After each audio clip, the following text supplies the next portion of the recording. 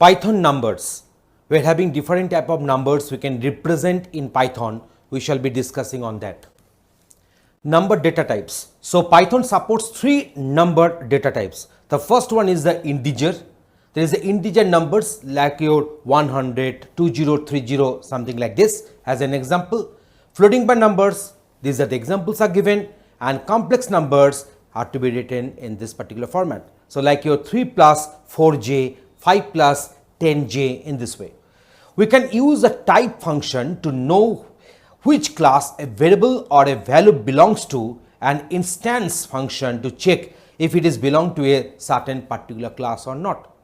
So we are having two functions. One is the type, which will tell the type of the function, and another one is the instance, which will tell whether this particular variable is of that type or not. While integers can be of any length, a floating point number is accurate only up to 15 decimal places. That is, the 16 decimal place will be incorrect in that case. So that is the precision we are having for the floating point number. But in case of integers, while integers, it can be of any length. Numbers we deal with every day are decimal, that is the base 10 number system. Python can also express binary, octal and hexadecimal numbers also. As computer programmers, generally embedded programmers, need to work with the binary. The binary number system is having the base 2, or the hexadecimal, that is the base 16, and octal, that is the base 8 number systems. In Python, we can represent these numbers by appropriately placing a prefix before that number. Now, what are the prefix?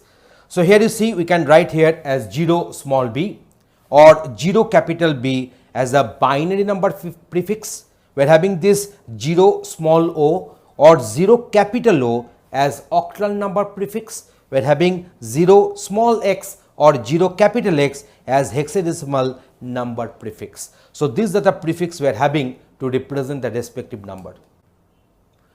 Number type conversion. From one type to another type, we can do the conversions accordingly. We can also use the built-in functions like your int, which will convert to the respective integer, float and the complex functions. To convert between types explicitly, these functions can even convert from strings. So it can take a string as input and convert it to integer, in this case convert to float in this case, and convert to complex number using this particular complex function. So I think let us go for one demonstration where we will be discussing how these numbers can be operated, can be handled, can be doing the typecasting in our Python coding. Numbers in Python can have mainly three different data types. First one is the integer. So here you see the value 1 is equal to 100. So this 100 is of type integer. And then we are having the next one as float. In case of float, value 2 is equal to 100.24. So it is of the type float class. And this particular float will always have some decimal point here and fractional part will be there. And then we are having the another type that is known as a complex, and this complex type numbers will be expressed in the form of the 15 plus 6j. So it is one of the examples we have given. So we are having three different types are there. One is the int, next one is the float, and the last one is the complex class in our Python. And integer and floating point numbers are separated by the presence of or absence of the decimal point. So in case of 5, if you write only 5, it is an integer, but if you write the 5.0, it will be of the type float. Okay, so now here you see we are having this value 1 initialized with the value 100, and then we are going for the print type of value 1, and also we are checking is instance value 1 int, value 1 float and value 1 complex. If I execute this particular part, we are getting this type as class type of int, and this is instance will always return a boolean. It will check whether this value 1 is of the type int or not, and that is true here, but in case of float and complex, it is returning false. Similarly, we are doing the same type of testing here. In case of value 2, if I go on executing, we are getting the required output. So value 2 comma int, if we pass these two parameters to is instance, I'm getting the output false.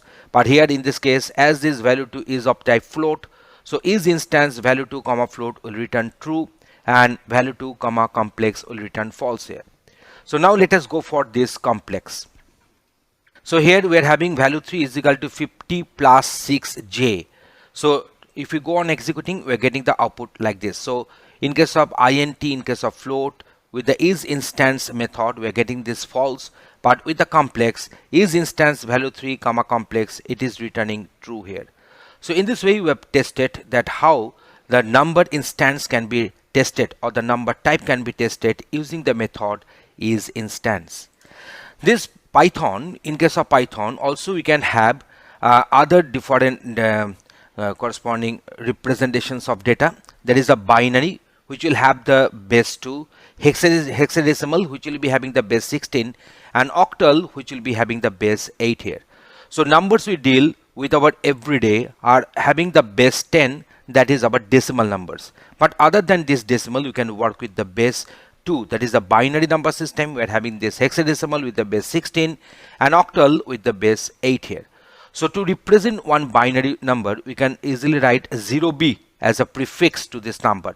You can write this b in the capital letter also. So if you go on printing this 0b 1101, that means this 1101 is not in decimal but in binary. 0x will stand for the hexadecimal and 0o will be standing for this octal here.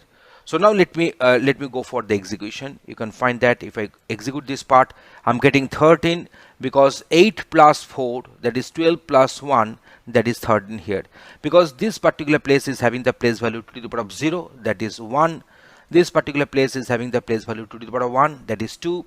To the power of 2, that is 4, and to the power of 3, that is 8. So 8 plus 4 plus 1, 13 we are getting here. So in case of this 0xab, so a is having the value in hexadecimal as 10. So 16 to the power of 1 into 10, we are getting here 160, and b is having the value 11. So 11 into 16 to the power of 0, so you are landing with 11 only. So 160 plus 11, we are getting the value 171. In the last case, you can find that it is 2 into 8 to the power of 1, because it is represented in the terms of octal. So 2 into 8 to the power of 1 plus 3 into 8 to the power of 0. So we are getting this value 16 plus 3, and that is 19 here. So in place of writing this small b, you can also go for the capital B. This is, I'm replacing this one as capital X and replacing this one as capital O. Then also we are going to get the same output here. Now here you see, here we are having this particular value 10 in terms of integer, and 13.4 is nothing but a float data. So what will happen if you go on printing this one? So you see the result is being converted to the respective float here. So operations like addition, subtraction, which is dealing with this integer and the float, and then automatically it will be converted to the float implicitly. So here you see we are having this integer operand, here we are having this float operand. If any one of the operand is float, then the result will be implicitly converted to the float type. So now we are going to have this type conversion. So 10.5 is of the type float, and if we want to convert it to integer, we can get the output like this. So 10 is getting output, is producing the output. So now here we are having this minus 20.99, so it is a float type. So if we do the type casting to integer, we are getting this one as minus 20. So we can find this one that when we are doing the conversion to integer, it is not changing the sign of the number. So here we are having this float 10. So this 10 is of the type integer because there is no fractional part, there is no decimal point. But as I did the type conversion here, so the output has become 10.0. Now consider this example. Data 1 is equal to 0.1 plus 0.2, and we are just printing the value of data 1. So if I execute this code, we are finding that we were expecting the value should be printed as 0.3 because 0.1 plus 0.2 should be 0.3, but we are finding that we are having so many different zeros after that, and then 1.4 is coming. So this is an error is getting caused due to the hardware of our system, not due to the Python.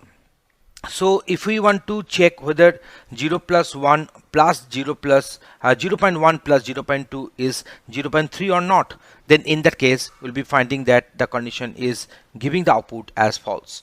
To overcome this issue, we can use the decimal module that comes with Python. And while floating point numbers have the precision up to 15 decimal places, and the decimal module has user settable precision accordingly. So here you see we are having this data 1 is equal to 0 0.1 plus 0 0.2 print data 1. So we are getting this output as 0 0.3 and multiple number of zeros and 4. And then here also we are just doing one calculation, that is 1.20 into 2.50, and we are printing the value of data 1. We are getting this 3.0 as well. So now from decimal, import decimal as a D. So if you now do the calculation in this way, you can see we have written this particular code and we are going to print the respective result. We are getting the value as 0.3, which was expected, and for this outcome we are getting this output as 3.00.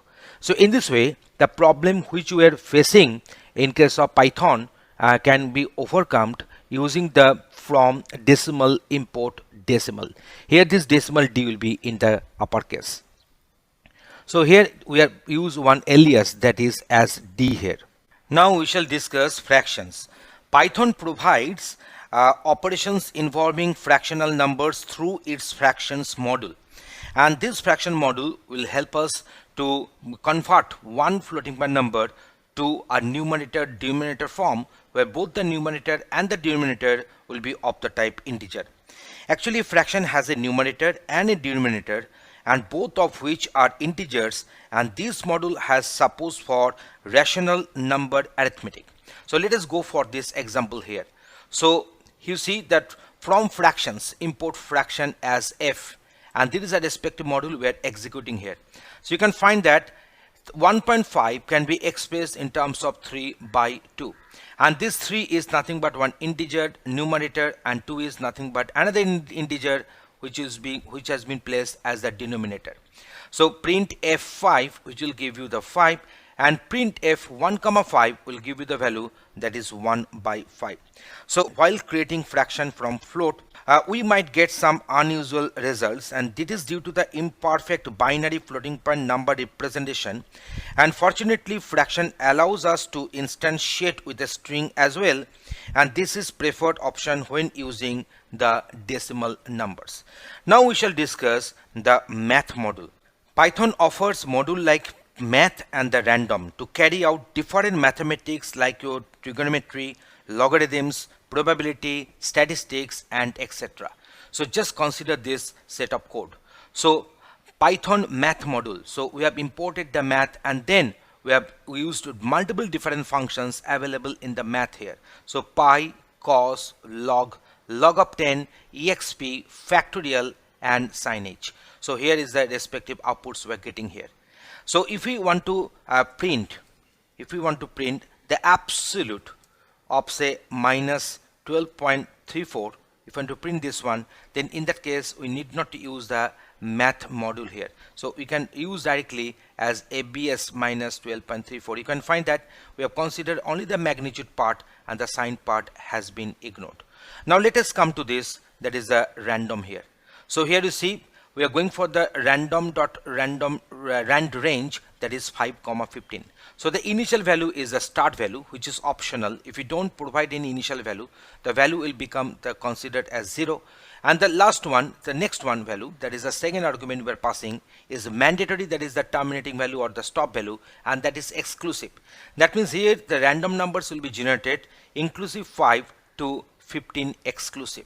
So in this way you can go on printing and we can generate multiple random numbers are there. So the first value is optional, that is there is a start value. The second value is mandatory, that is a stop value. Then you can also put another argument, comma, after putting comma there, there is a step value. So here we have printed rand range in between 5 to 15 4 times. So now we are having this 11, 8, 14 and 13. If I execute the code once again, we are getting the different set of values. If we execute the code once again, we are getting different set of values. So now we are having one list here, then random.choice day. So day is nothing but the list. Here you see it has picked up the random choice is 2. If you go for execution once again, we are getting this value as 2 here once again. So if you go for again, you can find that we are getting here mon here. So now this is a print day. Now we are going for random.shuffle day. And then if you print day, we can find that this is the respective different arrangement of this list elements, and list elements have got shuffled. And then we are having this print random element. So if you want to print the random element, then the method is random, so we can print the respective random element here. So in this way, in this particular program, we have discussed multiple different aspects of number type in our Python. So let us go for a quick revision. So type is actually returning the type of the variable. Each instance is actually checking whether this particular variable is having this type or not. So that's why this is instance is actually returning true or false. So we have tested that one on integer, we have tested that one on float, we have tested that one on complex numbers. So here we are expressing numbers in terms of binary. So the prefix will be 0b, b can be small letter or capital letter. For the hexadecimal, the prefix should be 0x, x can be lowercase or in the uppercase. And for the octal, we are having this value which will be having the prefix 0, o can be in the lowercase or uppercase. So here you can find that whenever we are doing some calculations involving integers and float, the result will get implicitly converted to the float. We're having to for this type conversion from this float to the integer, from this float to the integer, from this integer to the float, respective outputs are there. We have discussed this decimal here, how we can deal with we can have the control over the precisions. And then we are having this Python fractions. You can see that how the fractions are working, and then the math module and also the random module here. I think now you are getting this idea that how these numbers are getting handled in our Python programming. Thanks for watching this video.